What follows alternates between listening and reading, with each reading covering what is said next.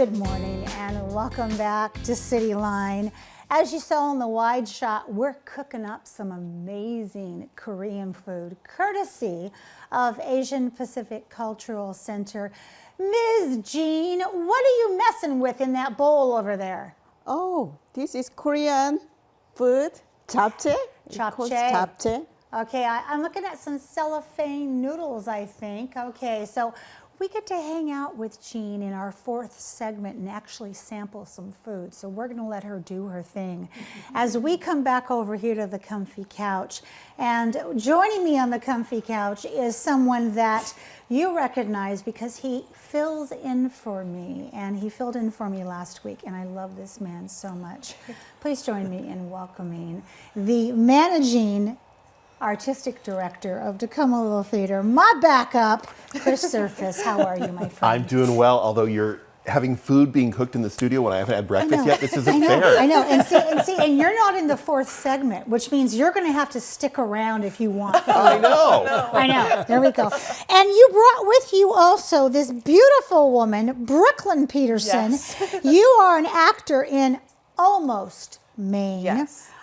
Welcome back to the comfy couch, my dear. Thank you. Thank you so much. Good to have you. I'm happy to be here. This dapper, distinguished man, Mr. Rick Horner, Yeah. you are the director of Almost Maine. I are. Welcome to Cityline. Thank you. Thanks for taking time out of your busy schedule. Oh, and we're going to turn off someone's cell phone that just happened to go off in our room here. So, Chris, this morning I got up. First off, my nose is running because of allergies. Yep. And then I quickly looked at my notes for the day and I went, oh, I need to go to Tacoma Little Theater's website and see what their 105th season was. And let me tell you something. My jaw hit the breakfast table. It's like the who's who of directors. So spill the tea. What can we look forward to? Oh, so we're going to go that. Yeah, right we're there. going, Okay. baby. So our 106th season is going to be fantastic coming up Thank next you. year. In September, we launch it. We've got still one more show after Almost Maine coming up from the Mississippi Delta. But then in September, we launch into the season. We open with a show called One Man, Two Governors, directed by Brett Carr. And is it Governor? Governor, it is. I only wanted to hear you do You wanted me it. to do the Cockney accent with Governor. Yes, because you do it so well. It is the show that earned James Corden his Tony Award. It's a great British comedy. It is. Following that, we always bring you something a little mysterious for the October slot. And we're bringing you the longest running play in the world. It's on its 70th year on the West End, and it's Agatha Christie's The Mousetrap. After that, for the holidays, we're bringing you a show all about tradition. It's Fiddler on the Roof. My favorite musicals of all time. Slays. That one is directed, Mousetrap is directed by Frank Roberts. Fiddler on the Roof is directed by Melanie Gladstone. After that, we have The Curious Incident of the Dog in the Nighttime, directed by Susie Wilhoft. It's a beautiful show about a young man solving a mystery in the streets of London. For our partner project with the University of Washington, Tacoma, Maria Tanya Bandis B. Weingarten is directing Lorca in a Green Dress.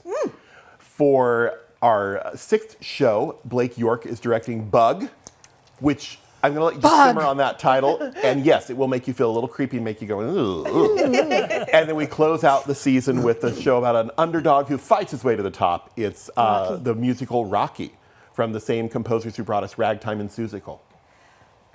I'm trying to get my head around just some of the scenes of Rocky and some of the bodily fluids that used to come out on the screen. So that will be one that you definitely want to be fifth row center for. So, Rick, what is Almost, Maine about? Question mark. It's about love. Oh my goodness. It's 18 characters for actors, but the 18 characters live in this community. Almost is not a real city. It's because it's so, it's not developed. But the scenes, and the play has a different structure because each of the scenes, there's 8 scenes, and each of the scenes introduce different members of the community, and they're all dealing with some aspect of love. They're searching for love, they're surprised when they find love, or they're losing love. I was like, where's the heartbreak? Yeah, Well, there's some heartbreak, there's some celebration. What makes the play interesting also is that there's a touch of of mystical magic Oh, I like to it. Yeah. this. So it's a very different play in terms of structure. I guess. Again, 18 characters, 4 actors. Act 1 is 4 scenes. Act 2 is 4 scenes. Each of the scenes is, relatively short. Therefore, and they're all happening simultaneously Oh my God. on a Friday night in the winter. Sliding doors. Yeah. Yeah. I love this. So I'm going to ask you this question, and then I want you to also jump in Chime there. For both of you, what were auditions like? And Rick, for you as the director, coming into this play, oh my God, if you only get to pick 4 people that play 18 characters, that's an intense, as we say, whittling down process. What were the auditions like? They were really interesting and really good. I mean, part of what made it relatively easy was I needed a very specific age group. And so that automatically kind of eliminated some people who were either too young or Too old. Yes. But one of the things after I came over to this side of the state and started directing is just the quality of actors who are available. I've never had a problem casting a show. And we required at the initial audition, they had to do 2 contrasting monologues. There we go, to show us And some that breadth. right, because I had to see, can this actor Yes. contrast the 2 significantly? And many of them did. I love And that. in fact, callbacks, there were just 6 that I called back. That was some serious whittling. Yeah. So you, because Imagine my fear. yeah, I can imagine. You're like, oh my gosh. So when we just showed that beautiful poster that Yes. Blake York designed. So Rick has set the scene for what the auditions were like from his point of view. Brooklyn, what was it like from your point of view? Because you are one of the coveted 4. I am one of the coveted 4, and I am so grateful. The audition initially was actually quite nerve-wracking. Yeah. 2 contrasting monologues, both a minute long, is like already nervous. And you're like, oh, I'm holding a space for a very long time, and I hope they laugh when I do my comedy one. And you kind of just like hope for the best. And luckily in the space, Jay Wheeler, who was our stage manager, was so lovely. I did my comedic monologue, and they laughed through it, and thank Rick was so God. lovely, and everyone was so great in the space. I was like, I think that went well, but I don't know if I'll get called back. And then I did. And funny enough, we walked into the space and there was like 5 of us there, and there was about a minute left until it started. And I looked at Chris and I was like, are we missing someone? Like, who are we waiting for? And he was like, oh, 1 more. I said, there's only 6 of us. Okay. I said, 2 of us are not coming back.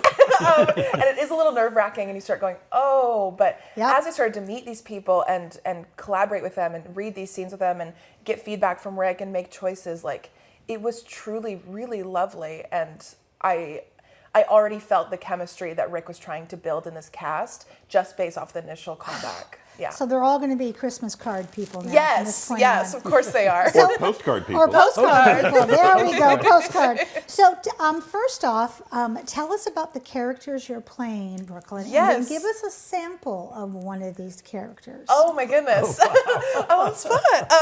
I play 5 out of the 10 women in the show. I start Act 1 with 2 characters. So scene 2, I play Sandrine. She's getting married, little bachelorette party kind of vibe. She's very fun. And then I follow that up with Marvelyn, who's a little more chaotic. She's downstairs doing a laundry in this boarding house. And then, so I go from back to back and quick changes in between and all the things. I love that. I know. So I finish Act 1 with those 2 characters. Leading into Act 2, I play Dina, who is having a conversation with her best friend, and there's some beautiful tension that gets to happen throughout that scene with Shelley, who's the other character. And then we follow Dina with Marcy, and this is a mother of 2 and a wife, and she's one of my hardest characters, and I love her. Which one's going to come out? Oh, I think I'm going to have to bring out Rhonda, which is my last one of the show. I close the show out with Rhonda. She's a little like broody, a little aggressive, and a little spunky, but also very nervous all the time. I love this. So these women are crazy, and I love them all very love individually.